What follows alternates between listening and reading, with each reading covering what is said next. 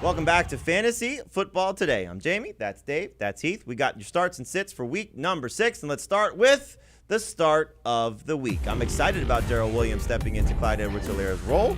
Hopefully he produces a little bit better than what we've seen from Edwards-Hilaire, but Hilaire's had a couple of good games, 2 of his last 3 over 100 yards rushing and has scored a touchdown, and hopefully we see the same thing from Williams. Now, we saw last year in the playoffs without Edwards-Hilaire and a struggling Le'Veon Bell, Williams gave you 12 PPR points each of the 2 playoff games. I think he'll be a little bit better than that against the Washington football team.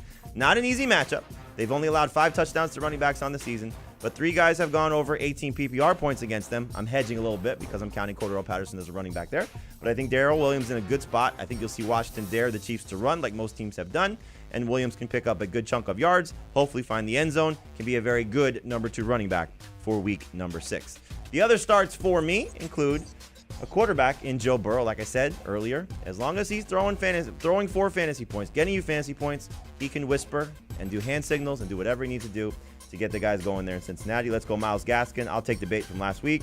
Mike Gesicki should be fine. Brandon Cook should rebound. And Hunter Henry keeps it going against the Cowboys. Dave, the starts for you. Couple of interesting names on this list. One in particular is Javonte Williams, but also talk about Kadarius Toney, and you can have full faith in him, or is it somebody that may be more of a borderline number 2, number 3 receiver? He's had at least 23% of the target share for the Giants each of the last 2 weeks. Last week it was crazy. It was more than a third of the targets. I think that number comes down now that Sterling Shepard, Darius Slayton, if they come back, will obviously take away from him, but I still love his potential. He showed us everything that he can do on the field over the last 2 weeks. I don't think he's going to slow down, and I don't think the Rams can necessarily slow him down either. As for the Broncos running backs, they're taking on the Raiders. This is all about the matchup. Raiders have allowed a touchdown to a running back, at least one every game so far this season. The last 2 weeks, 135 rush yards to running backs. I think both Javonte Williams and Melvin Gordon have a chance to score, but I like Williams a little bit better. He's been a little bit more explosive lately. 9 catches, 3 in each of his last 3 games. Melvin Gordon only 5 grabs.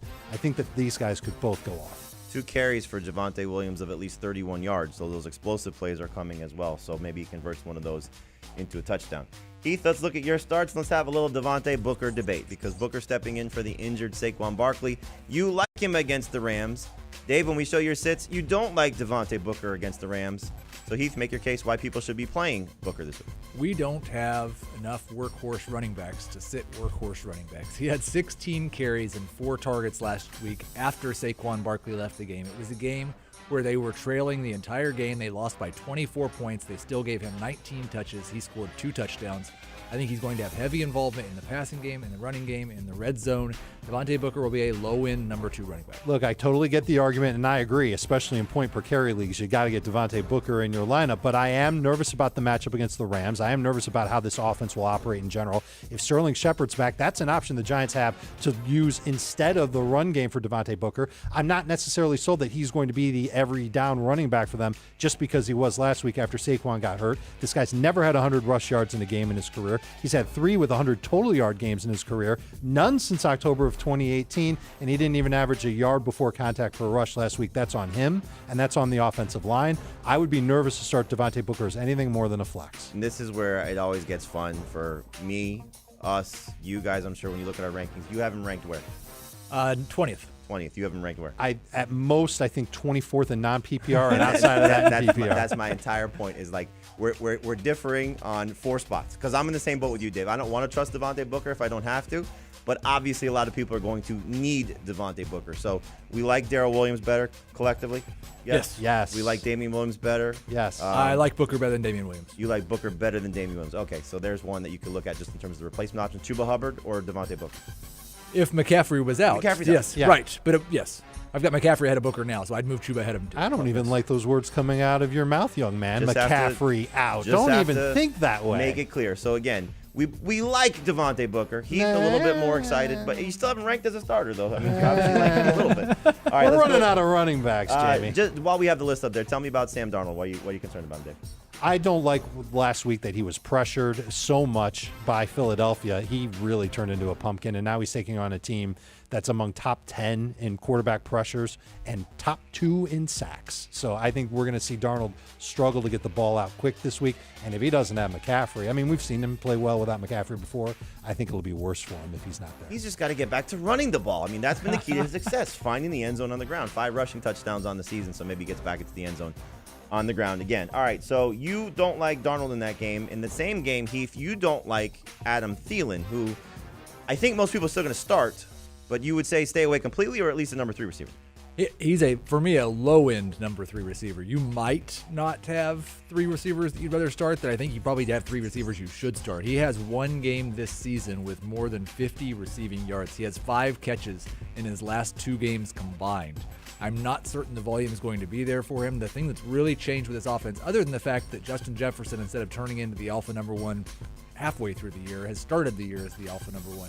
They're also throwing almost 30% of their passes to their third wide receiver and their tight end. That's not something the Vikings have done before in the past. Adam Thielen is more of a tight end than wide receiver in terms of the way he's producing. He must score touchdowns. He was literally ignored until the final drive last week, and then 2 big catches to help Minnesota get in position to win the game. I think Minnesota's got to remember that Adam Thielen's there. Last week was weird. He only had 3 targets total. In every game before, he had at least 7 targets. I think they go back to finding him. I think they're going to need to find him in this game against Carolina. And even though the Panthers play a lot of man defense, Thielen can beat man coverage still. His route running is still on point. I'm not ready to totally walk away from Adam Thielen. I'd put him in that low-end number 2 wide receiver range. All right, so we'll see what fantasy managers do with a lot of questionable wide receivers this week.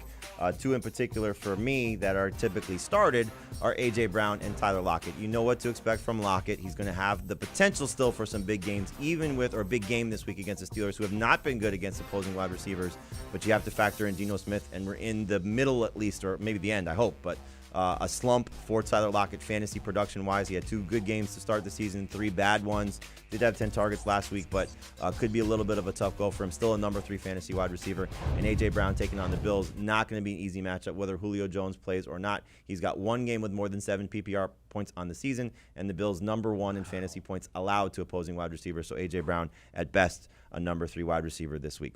So there's your starts and sits for week number 6. Want more of the Fantasy Football Today podcast and nonstop year-round fantasy advice? It's simple. Hit the subscribe button and hang with us all throughout the year.